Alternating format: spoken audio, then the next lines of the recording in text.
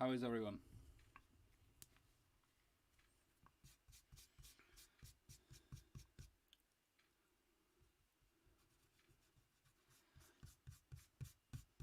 So we're carrying on with this Pokemon block. We thought we'd do this. Start down on this corner now.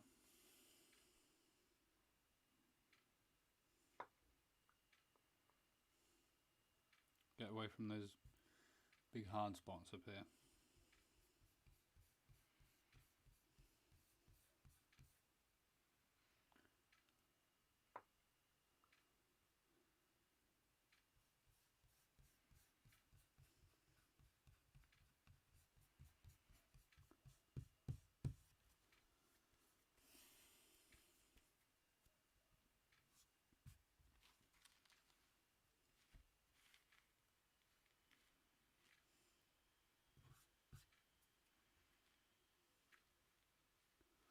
Hi George, how are you?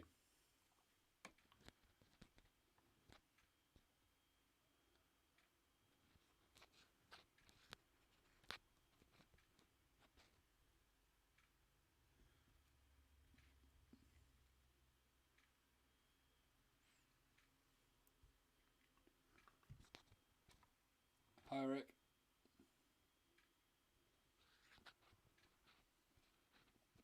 Try and get this camera in the right position.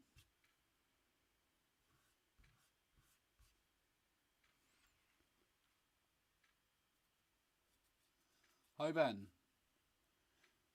I'm very good, how are you? Ben, how are the sales of your gigantic print going?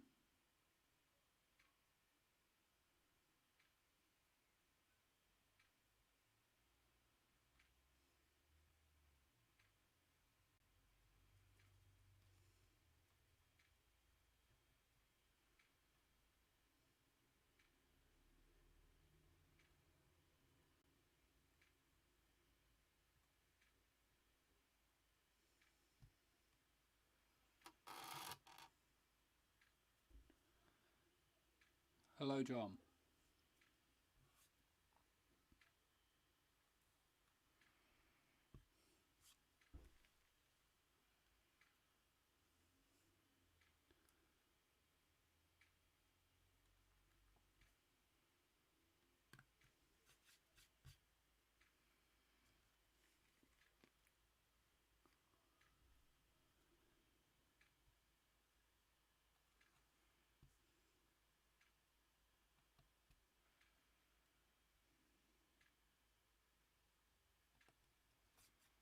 I'm not very well zoomed in.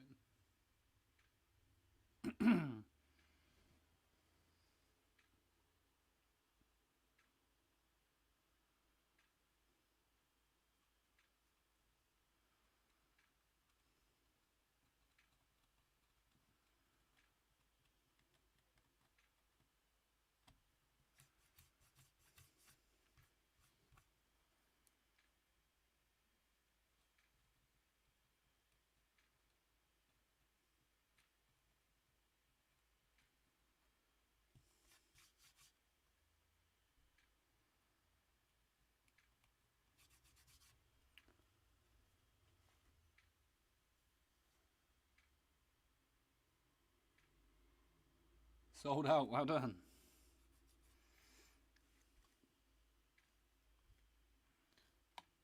Still haven't got this camera sorted. That's better.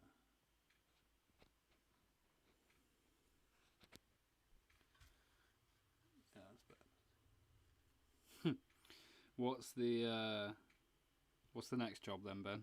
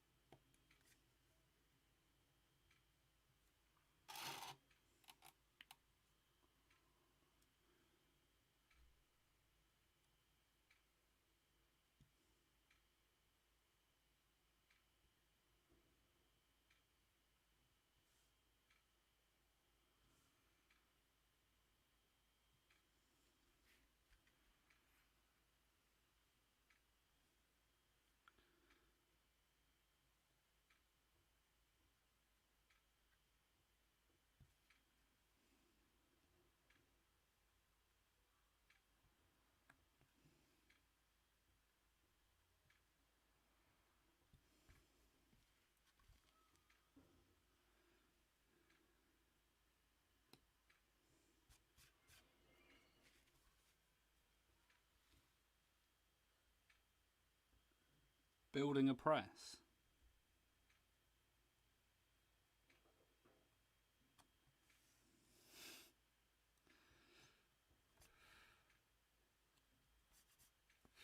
So what kind of press is this then that you're? Is this like a top down like squish press, or is this like a roller?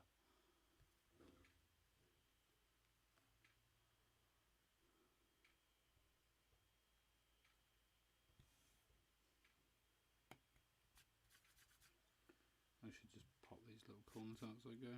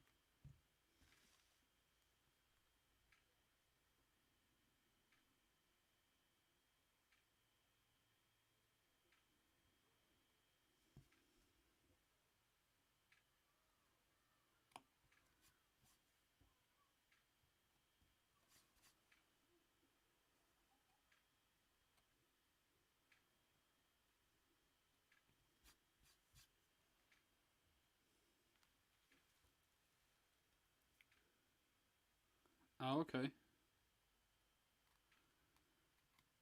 Are you working from an existing plan, or is this something you're developing yourself?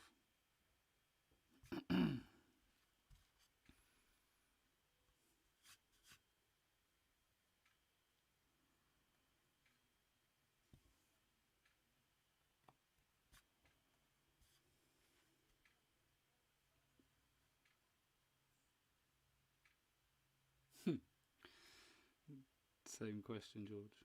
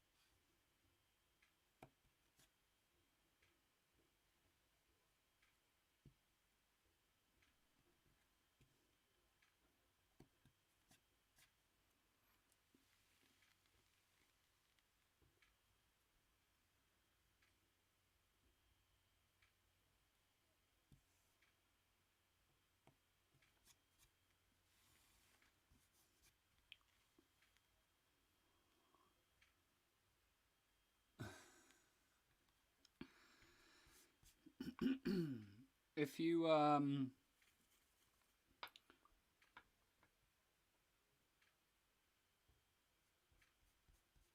have a giant old bookbinding press, Ben.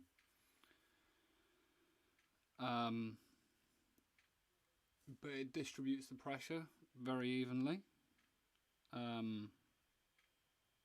If you would like any photos or anything to help with the mechanism and stuff, then do let me know.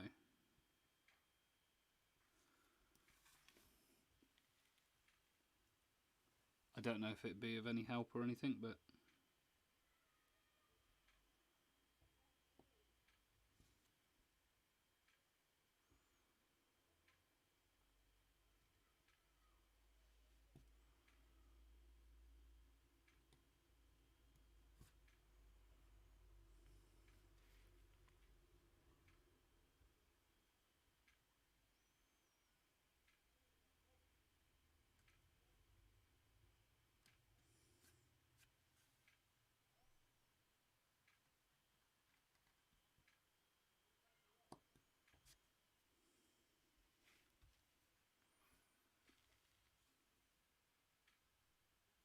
Yeah, it's got a huge, great thread, and the two arms of the press. So the bit that squishes down has like two notches out, and then there's like the two arms have like a runner that guide it down square, so that it doesn't twist.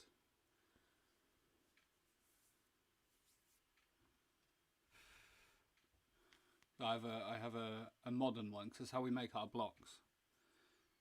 The modern one works well, but it doesn't have anything to sort of guide the top plate down to stop it from coming out of square. So you have to sort of guide it into place and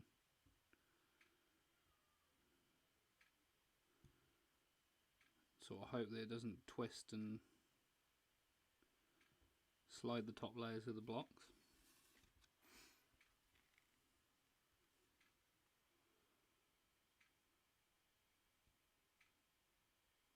I feel like that would be similarly important with a press for printing.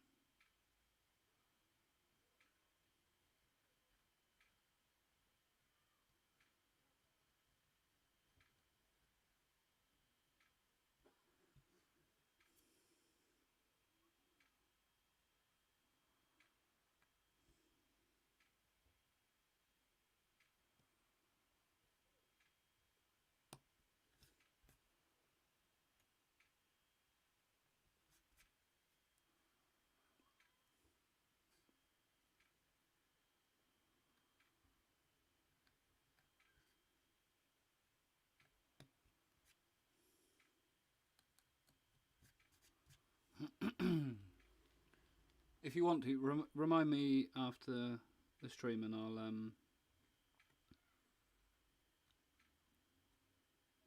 send it to you on Instagram, Ben.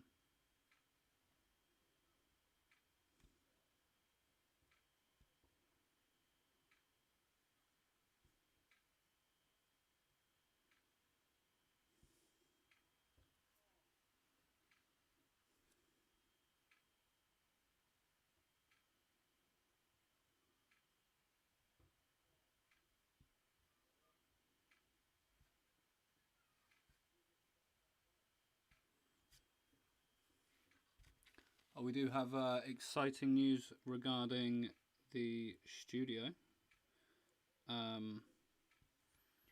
The plywood and stuff is all on the roof now, so the roof is ready for the felt, and we've got a guy coming out tomorrow, I think, to have a look and give us a quote. So it now looks like a building. So I know I said a couple of weeks ago there'd be a Patreon post, but we started getting the roof ready and stuff, and I sort of wanted to wait until there was a good change that I could post about. So that will be going up tomorrow, and there'll probably be an Instagram post to go alongside that for anyone that's not a Patreon.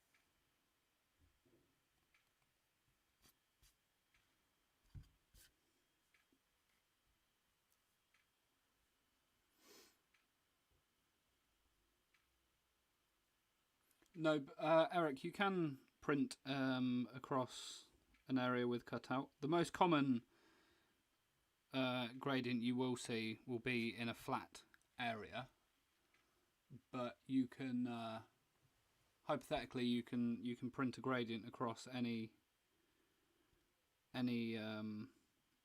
carved surface. It doesn't matter if there's cutouts. It's just a case of making sure you're brushing smoothly across and pulling the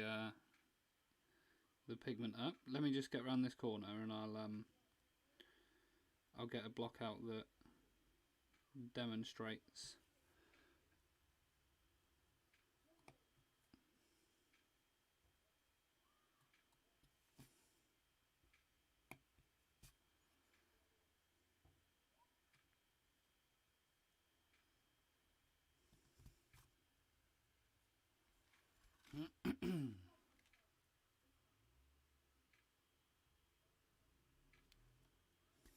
That's fine, Ben.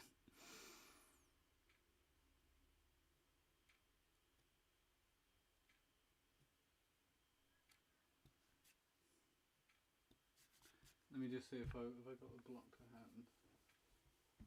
2 seconds.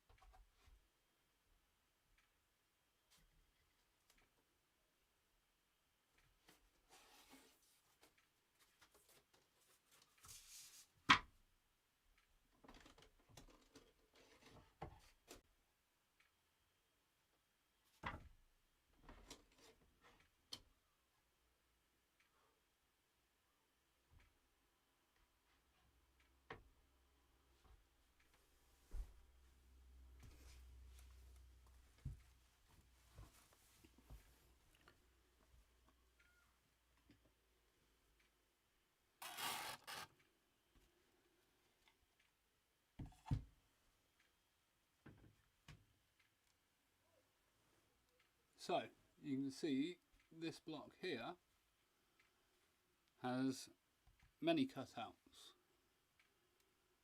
and the gradient is still printed across it. Key aspect when you're doing, let me grab a brush.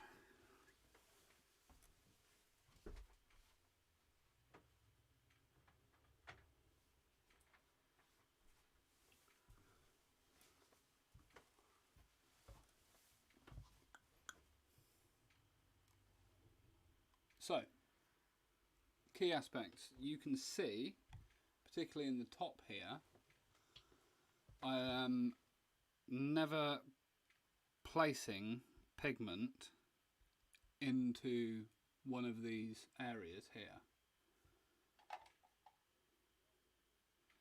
Pigment is always placed below that area.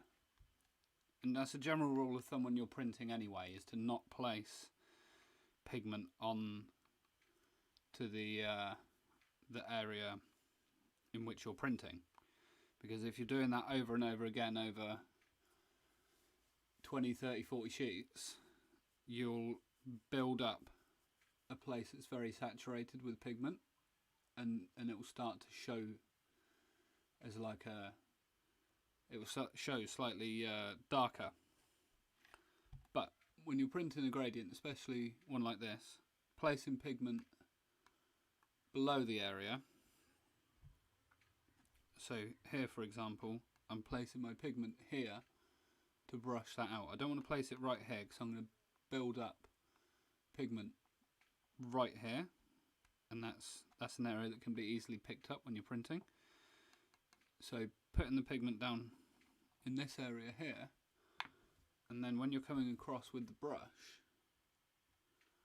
so you'll be brushing left to right, left to right, left to right, but when you get to this area, you're going to pull the brush. This is more exaggerated than what you would do in practice, just to demonstrate, but you'll slightly tilt the edge of the brush up to pull the pigment out of these crevices where they will build up.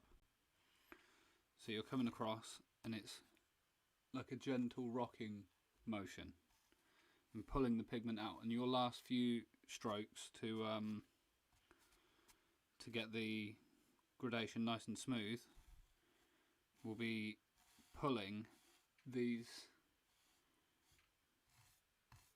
recessed areas, pulling the pigment out of there.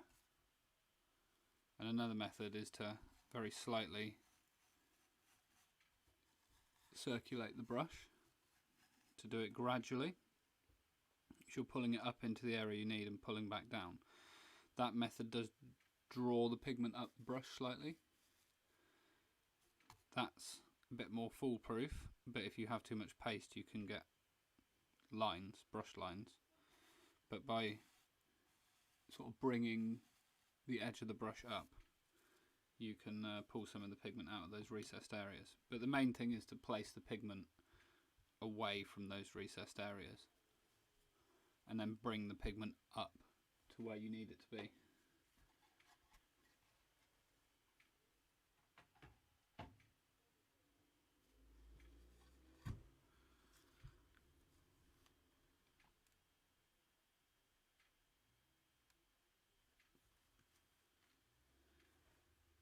Hopefully that made sense.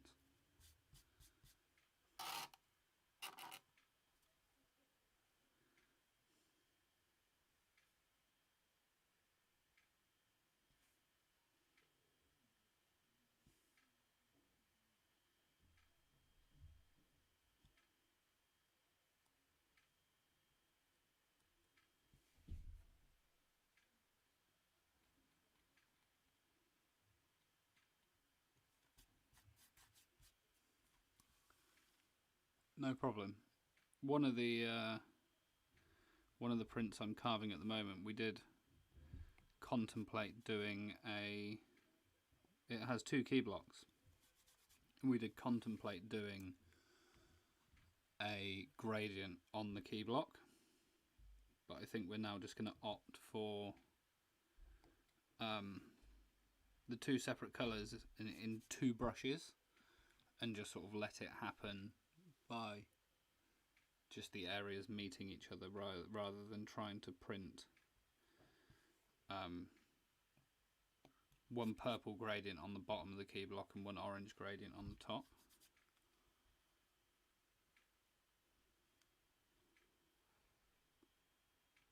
It could be done by a more skilled printer than I am. I don't think I'm maybe quite there yet to handle that across 60 prints, maybe 20 or 25 prints, but not 60 plus.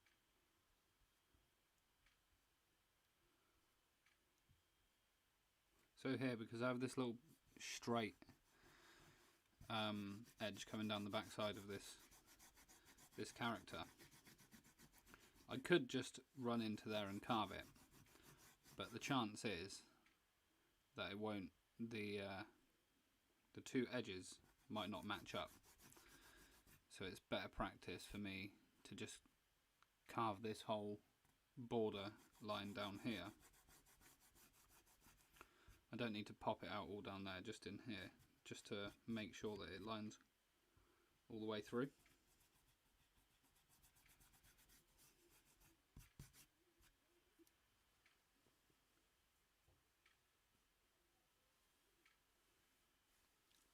There definitely are examples of it, Ben. I would say it's a lot more of a rare thing to see. I would say it's probably less controllable. So doing 2 impressions would be more preferable. If you want to fade 2 colours into one another.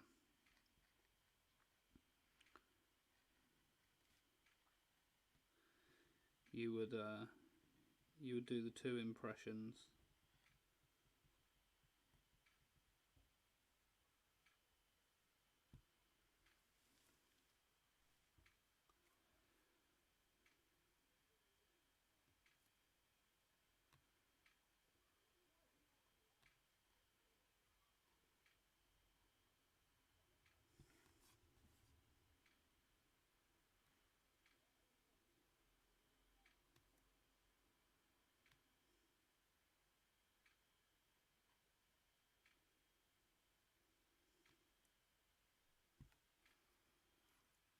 But it certainly can be done. I don't know if anyone remembers the avatar print that I did, the cartouche for the lettering had an orange and a blue fading into one another, and I just did that with two gradients. But you can't do those 2 gradients one after the other. You're making that section of paper way too wet.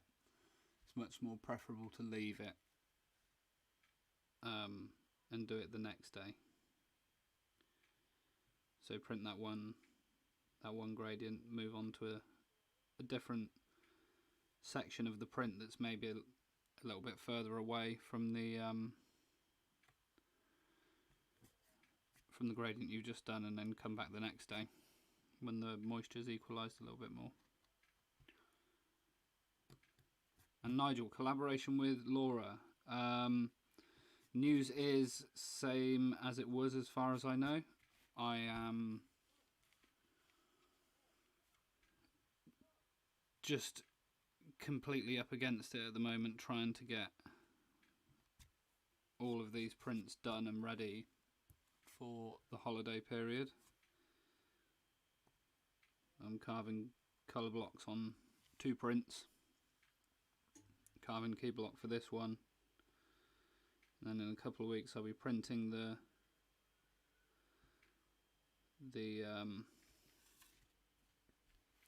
first of the 2 that I carved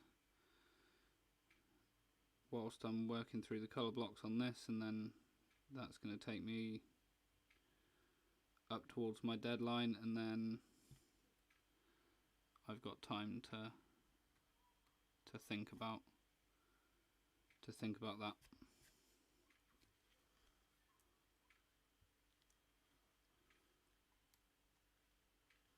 And then there's still the small matter of the Patreon print.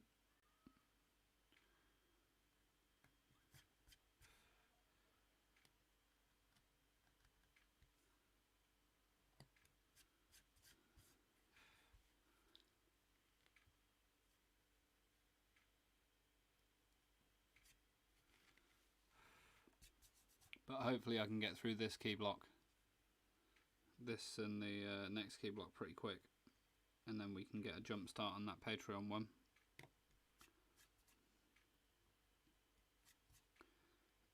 and then hopefully sometime around the holiday period, if not maybe just after, I'll get a chance to get over to Laura and Ben's and start that back up.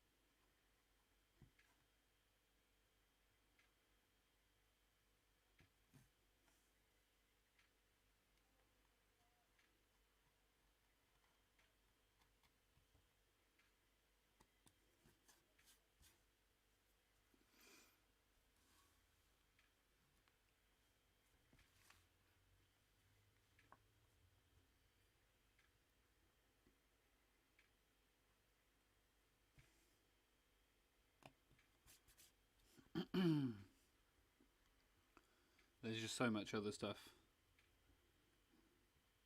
going on that sort of, for the minute, just has to take priority.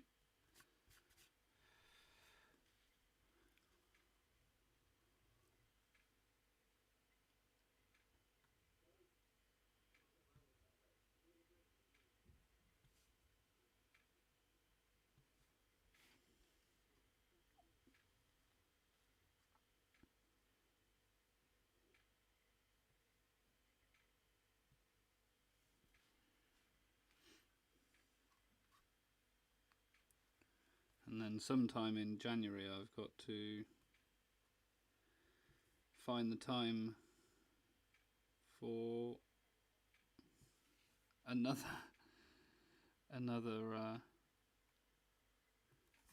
venture. See if this thing can be figured out, see if it is indeed something that looks viable.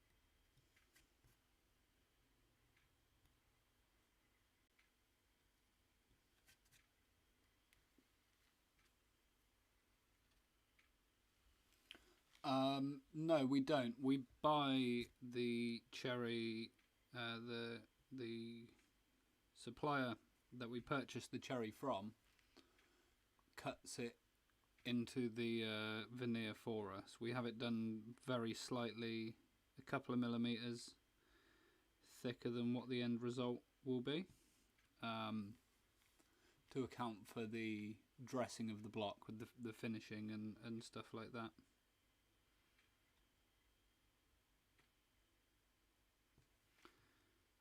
There is actually a guy not too far from me that is selling solid blocks.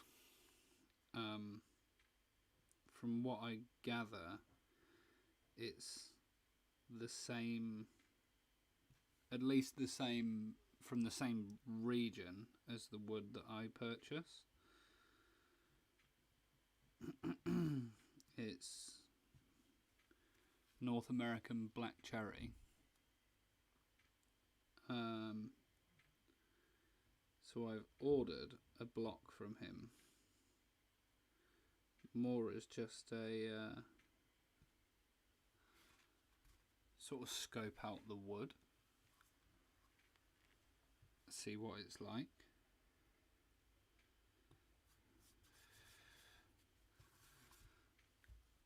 Than anything else.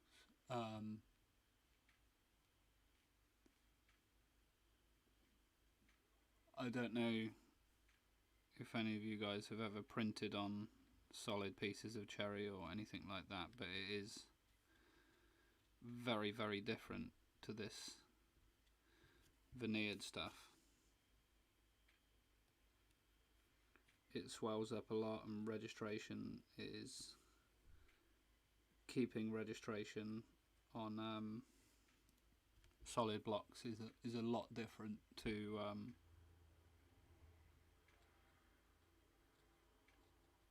the veneered stuff.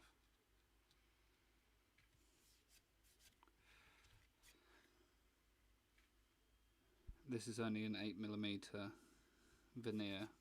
I think when we purchase it, 8 or 10mm veneer, and it's then planed down and ends up between 6 and 7mm.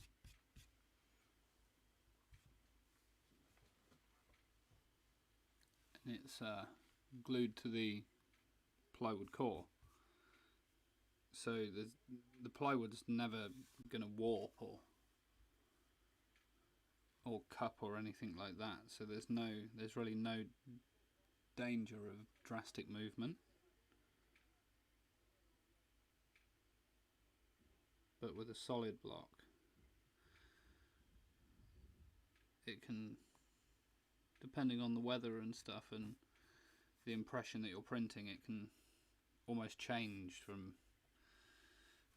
every few impressions. It's vastly different.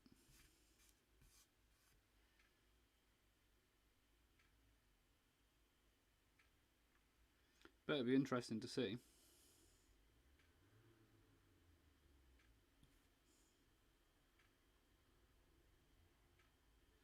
If it is in fact really good and strong.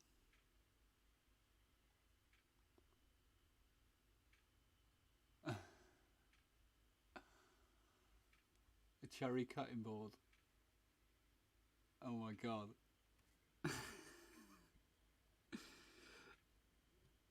I can imagine you did learn a lot, Eric. So it was jointed together. That is, I've seen places that do sell jointed blocks, and that is by far, that is very, what's the word? It's not the optimal way to produce a wood block.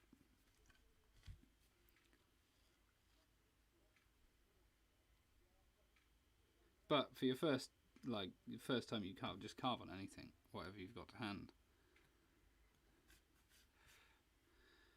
I used to get pieces of like MDF and plywood from the hardware store and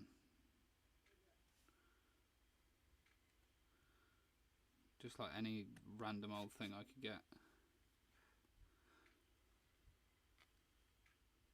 I was terrified of carving into cherry.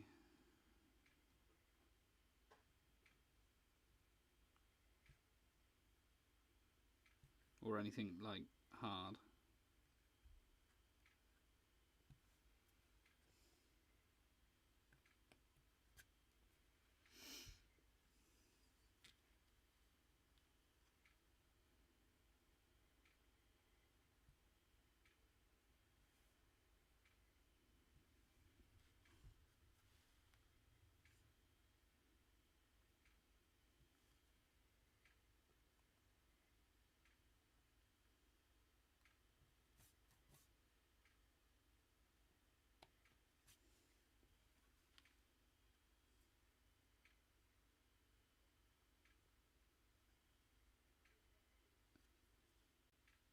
They're what, Ben? They're three. The blocks from Maclean's are 3mm of cherry on 10mm of ply, and it's single-sided as well, isn't it? These veneers, 3mm.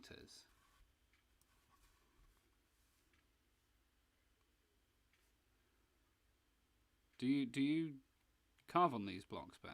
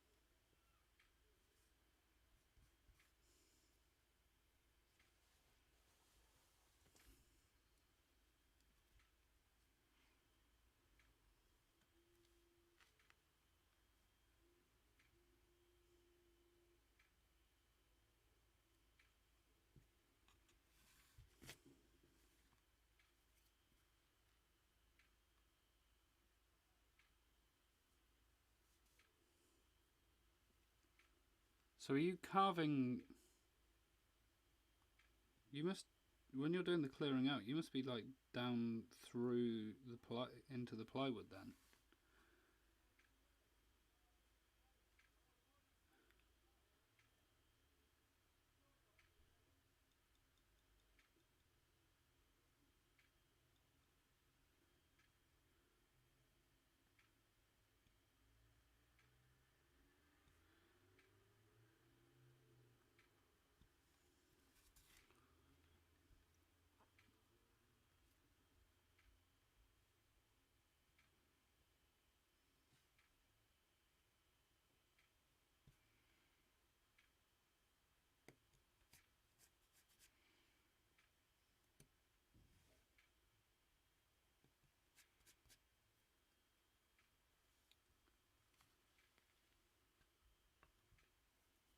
Three millimeters.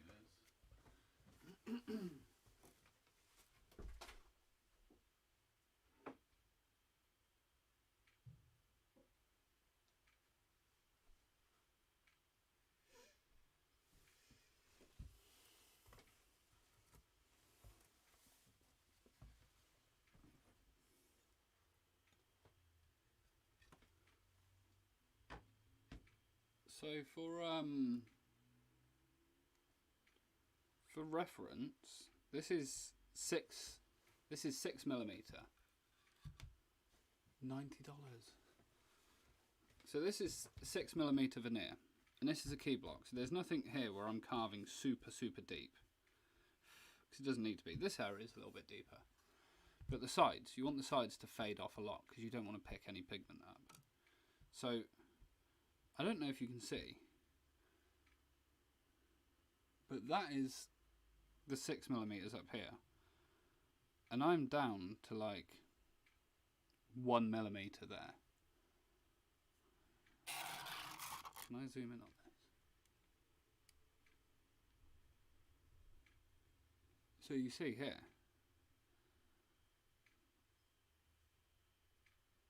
and you can see on the back side here, the 6mm all the way down. You have to in a wide area like that. So 3mm,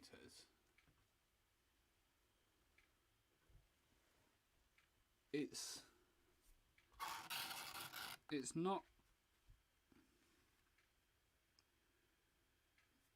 what it's going to do by carving down into the ply, which you will have to. It's no fault of the carver or anything like that.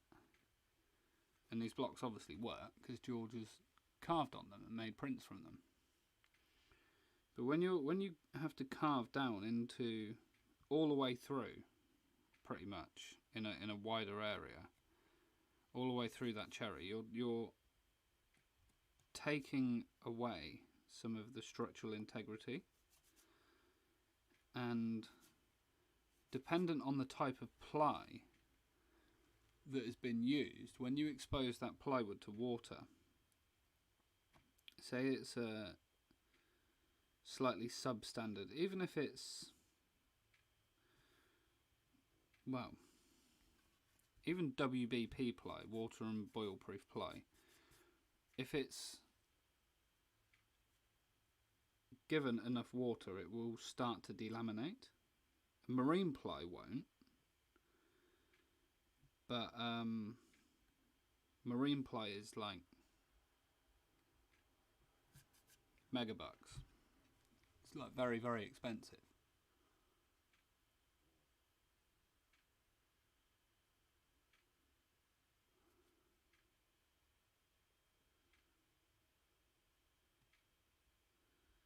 I'd be intrigued to see what ply they're using.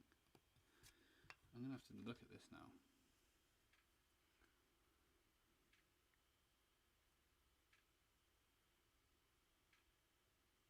Blocks, cherry plywood.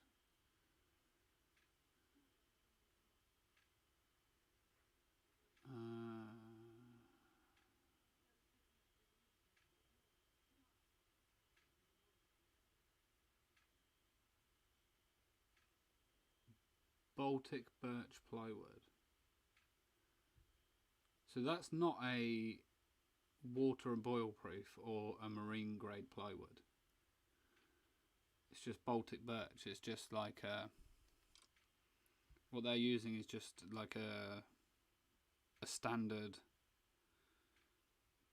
like construction type plywood. Essentially like a thicker version of the Sheena plywood that you would buy. So if you have like a very large colour block, for example, let's say that this was,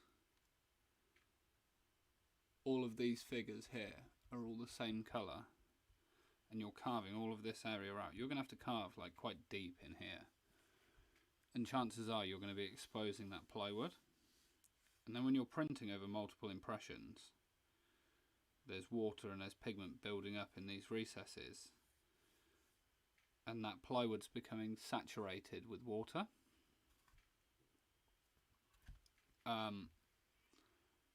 And if I'm correct, and this is no slight on McLean's, they're a very successful brand, and I'm not. This is in no way a slight or a bad mouth towards them at all. But if they're not using a plywood that is at least semi-resistant to water, then anyone trying to pull large batches of prints from that will almost definitely see, it might not be immediate it might not show immediately, but there will almost certainly be some form of delamination within the core of the plywood. And that might not matter so much if it's central, because there's more compression around the area. But if that delamination happens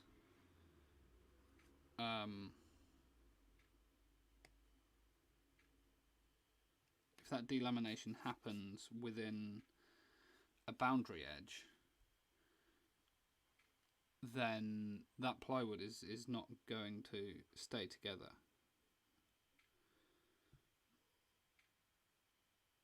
And if that plywood wants to bend and delaminate, no amount of resin glue or epoxy or anything like that is going to hold that cherry to that block.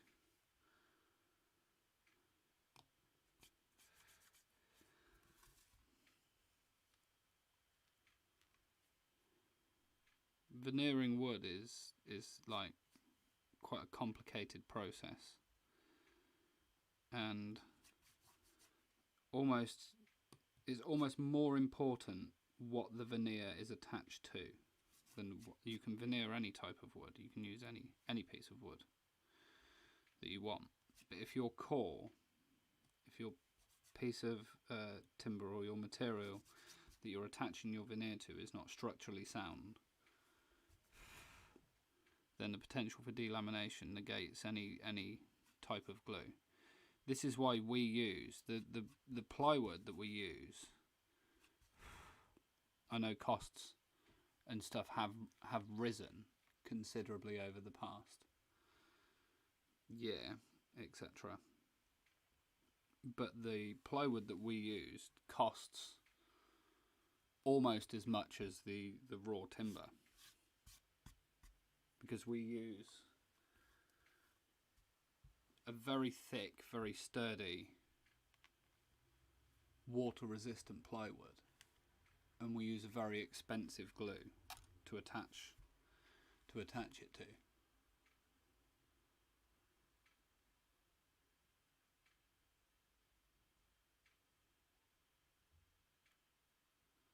Yeah, just the only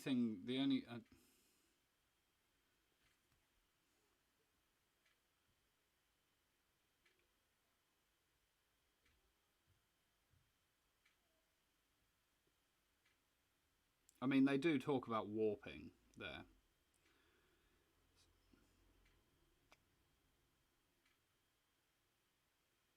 On the site.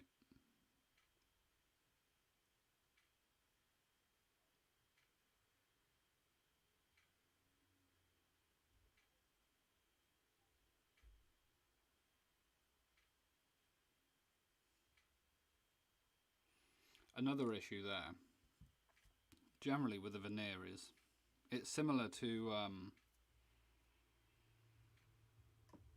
making like a vellum board, is that whatever you put on the front, generally you've got to put on the back.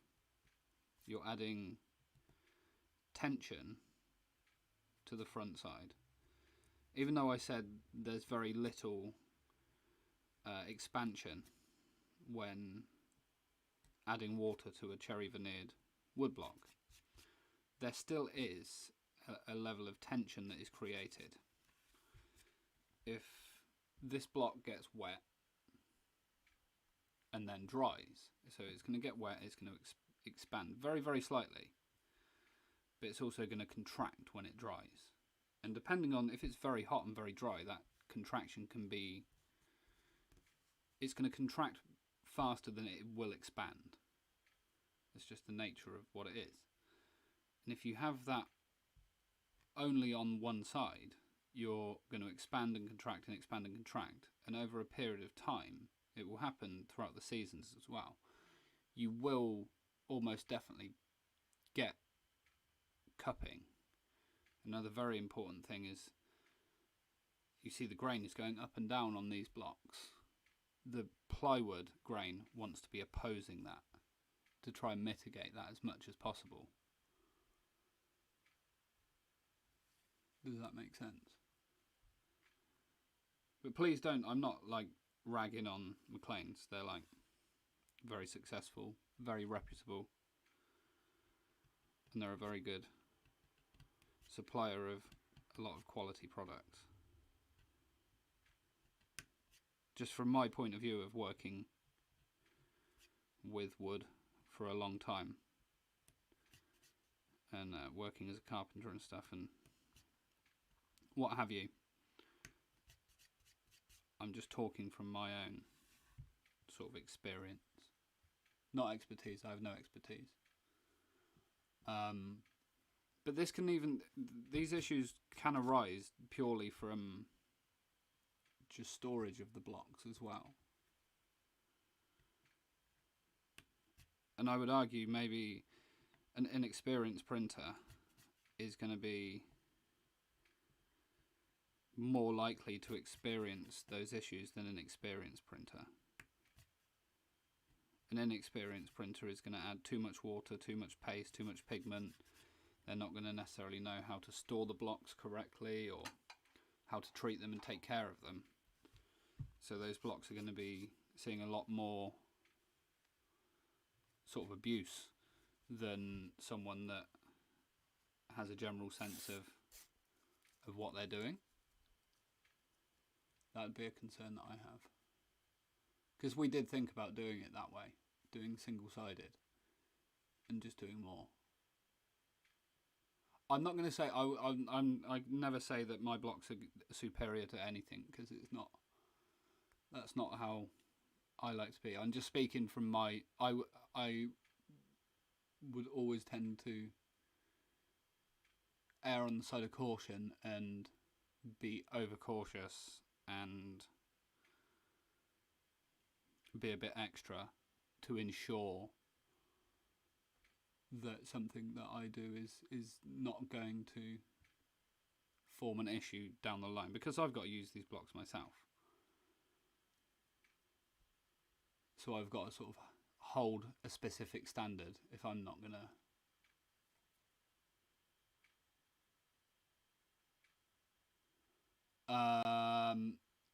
Matsumora's blocks. So the ply is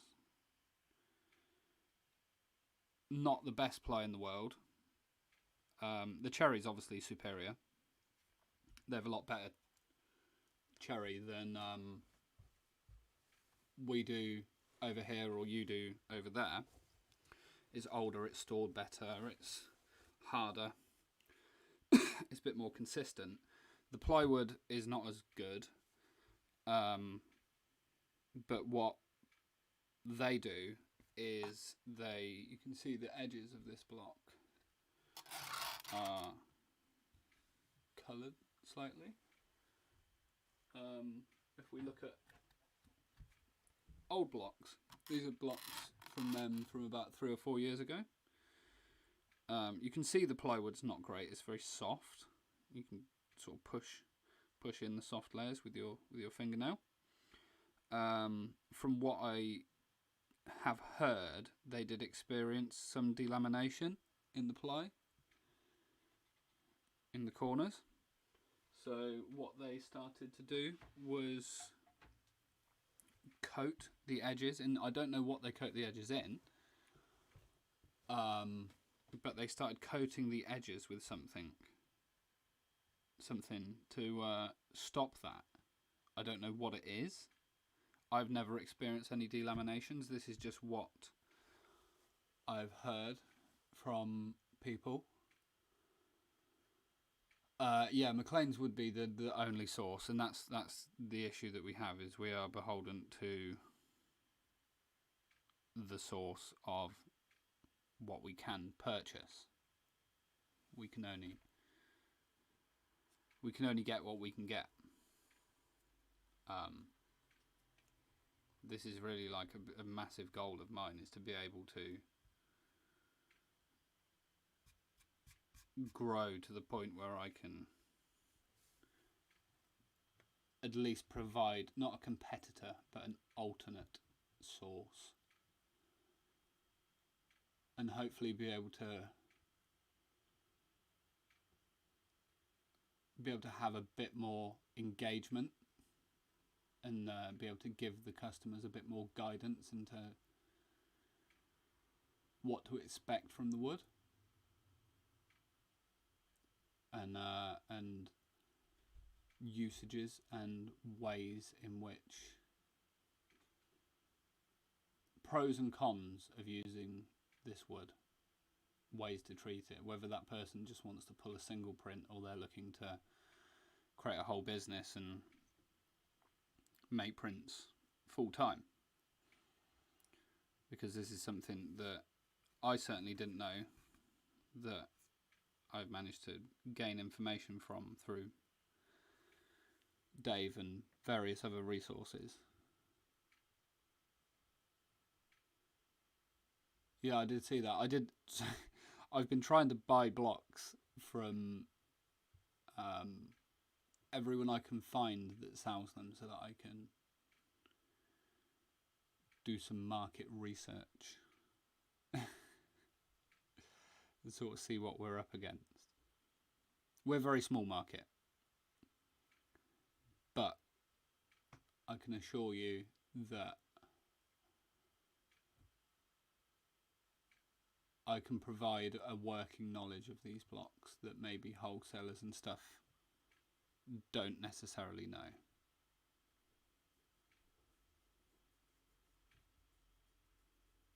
I mean, does everyone at McLean's or any other Matsmore or anyone like that, do they carve and make their own prints on their own blocks and stuff? Maybe a couple of them do, but that's not their living. This is my living, so I can attest to the quality of any block, or any piece of wood, because it's what I work with and what I use all day, every day. But anyway, enough rambling. Please, anyone, I'm going to reiterate, I'm not bad-mouthing any block maker. They're all much more successful than me, much more experienced. I'm just some guy in England trying to figure this out. And I'm not trying to compete with anyone. I'm just trying to find my own little niche. But anyway, everyone have a great weekend, and I will be back on Tuesday. We'll continue on with this block. Hopefully I'll get it finished up soon and we can move into Patreon then. And start the really fun stuff. But thank you guys for joining and sticking with me. Thanks for the interesting conversation. Yeah, I know that. Yeah, I know he is a printmaker himself. So I don't know. I've never carved on their block, so you would know far more than me, George. But anyway, guys, I'm going to get off and take care all. Have a great weekend, and I'll see you all again next week.